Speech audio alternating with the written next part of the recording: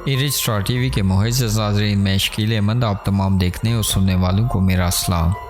नाज़रीन, ब्रेडफोर्ड से तल्लुक़ रखने वाले फरहान अशरफ नामी शख्स को 12 साल 6 माह कैद की सज़ा सुनाई गई है।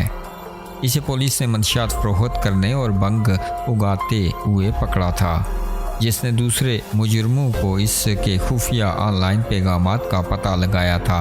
इन्होंने इसकी शनाख्त का पता इस वक्त चलाया जब इसने एक पैगाम में गलती से इसका इंकशाफ किया।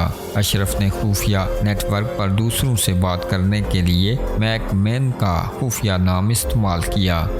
इसने मंशियात की फ़रोख्त और कोकेन की प्रोसेसिंग में मदद तलब की।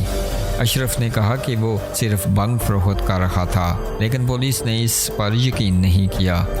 दोनों किस्म की मंशियात फ़रोख्त करने की सज़ाएं एक ही वक्त में होंगी। पुलिस ऑनलाइन मंशियात फ़रोख्त करने वाले दीगर लोगों को मतनब्बा करती है कि इन्हें भी पकड़ा जाएगा और सज़ा दी जाएगी। नाज़रीन, इस खबर के हवाले से आप अपनी राय का इजहार नीचे कमेंट बॉक्स में ज़रूर कीजिएगा। तो मज़ीद खबरों और अपडेट्स के लिए हमारे चैनल को सब्सक्राइब कीजिएगा।